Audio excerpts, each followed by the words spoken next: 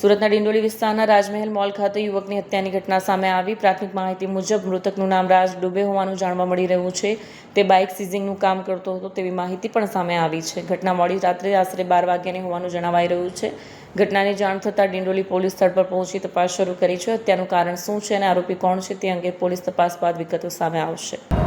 આજરોજ સવારે આશરે 7:45ની આસપાસ ડિંડોલી પોલીસ સ્ટેશનમાં એક ઇન્ફોર્મ કરવામાં આવ્યું કે ભાઈ ડિંડોલીમાં રાજમહલ મોલ છે, ત્યાં પહેલા માળે મોલમાં એક લાશ પડેલી છે। જે અનુસંધાને ડિંડોલીની સ્થાનિક પોલીસ પીઆઈ અને તમામ સ્થાનિક પોલીસનો સ્ટાફ આવ્યો।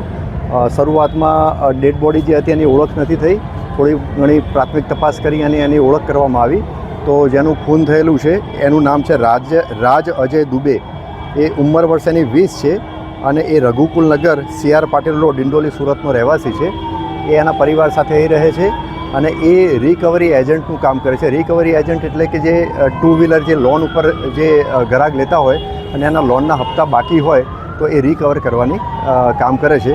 હાલમાં તપાસ પ્રાથમિક તબક્કામાં છે, ફરિયાદ લેવાનું હાલમાં ચાલુ છે અને હાલની તપાસ દરમિયાન કોઈ આરોપી મળી આવેલ નથી।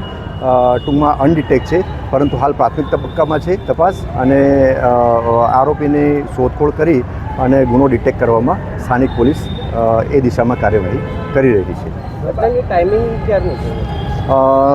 લગભગ રાતના 12 વાગ્યા પછીનો ટાઈમ કહી શકાય, પણ હજુ ચોક્કસ ટાઈમ તો હજુ મેં આપને એમ વાત કરી એમ કે જેમ ફરિયાદ લેવાની કાર્યવાહી ચાલુ છે ને બિલકુલ પ્રાથમિક તબક્કામાં છે તપાસ, એટલે રાતના 12 વાગ્યા પછીનો ટાઈમ કહી શકાય। સીસીટીવી જેવું કંઈક ફૂટેજ? સીસીટીવી કેમેરા હજુ જોવાનું ચાલુ છે, હજુ તો ફરિયાદ લેવાની કાર્યવાહી ચાલુ છે, એટલે એના પછી જે કંઈ બીજી પેરેલલ જે તપાસ થતી હશે એ તમામ કાર્યવાહી સ્થાનિક પોલીસ હાથ ધરશે। સાહેબ, મોલમાં શેના માટે જાણવા મળ્યું?